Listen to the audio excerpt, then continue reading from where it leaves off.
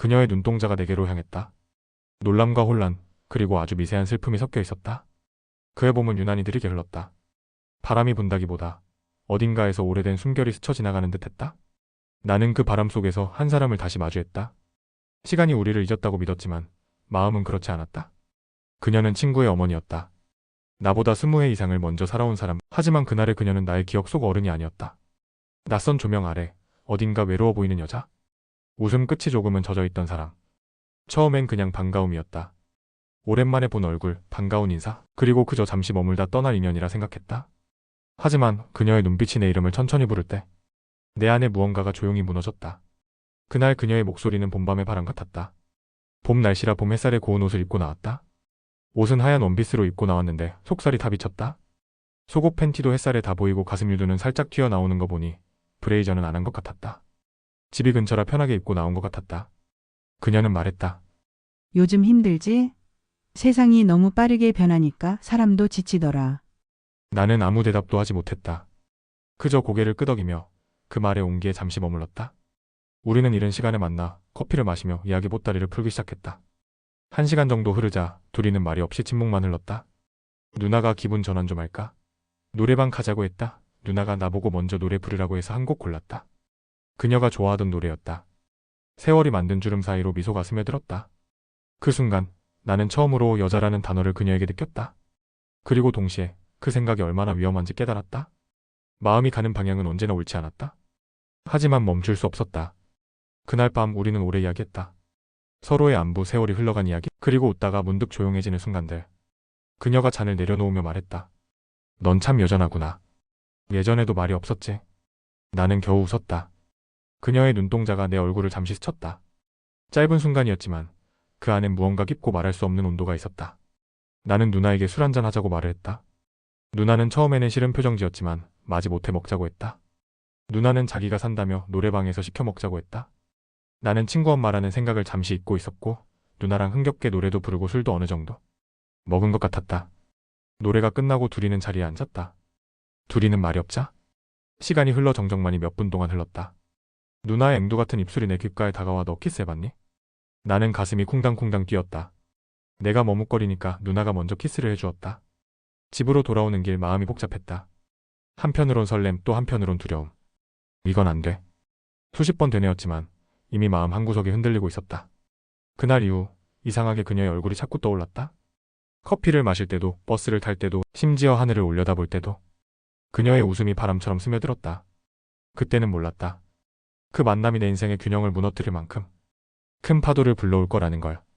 단지 마음이 움직였을 뿐인데 그 한 걸음이 모든 걸 바꾸리라고는.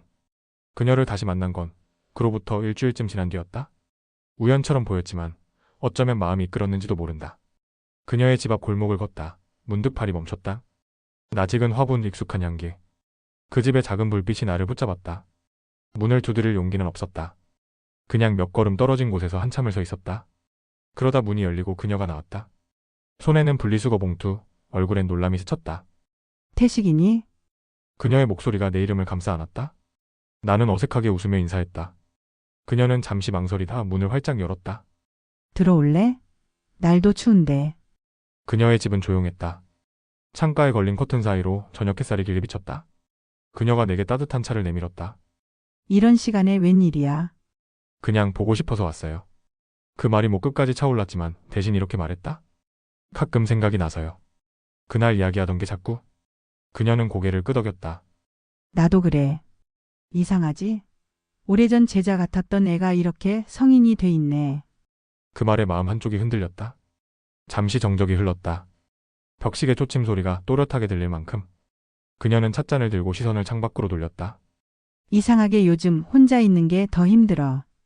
예전엔 괜찮았는데. 그녀의 목소리에는 지친 숨결이 섞여 있었다.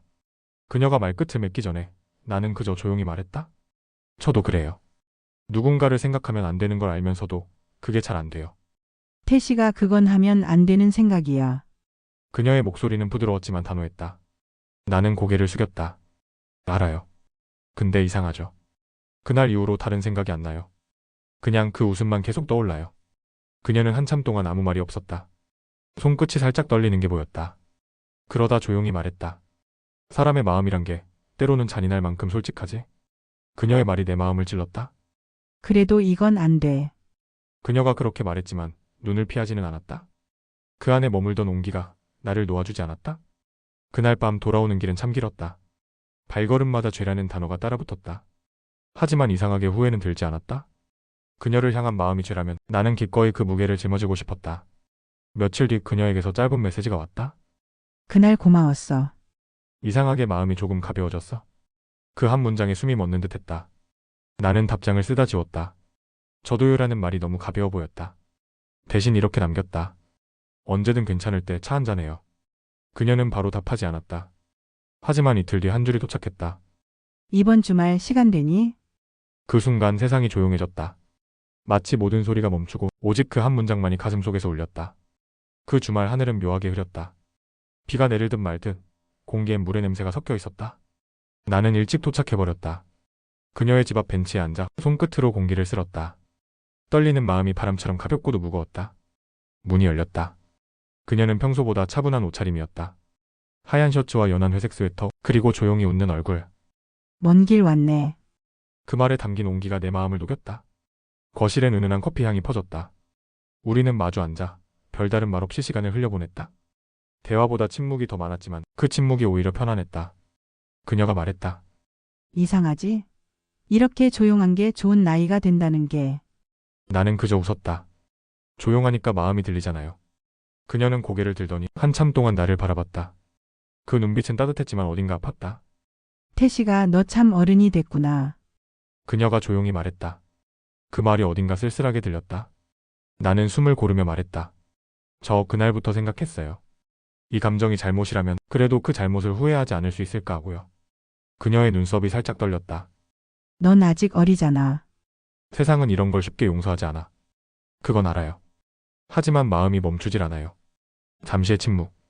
그녀는 커피잔을 내려놓고 양손을 맞잡았다. 그 작은 떨림이 내 시선을 붙잡았다. 나도 내가 떠오를 때가 있어. 그녀의 고백은 마치 오래된 비밀이 흘러나오듯 조용했다. 그 순간 세상이 흐려졌다. 창문을 두드리던 빗방울 소리가 유일한 배경음이 되었다. 그녀는 천천히 일어나 커튼을 조금 열었다. 부드러운 빛이 방 안으로 스며들었다. 그 빛 속에서 그녀의 표정이 조금씩 변했다. 두려움과 용기, 망설임과 체념이 한꺼번에 담긴 얼굴. 나는 한 걸음 다가섰다. 말이 필요 없었다. 서로의 마음이 이미 알고 있었다. 그녀가 고개를 숙였다.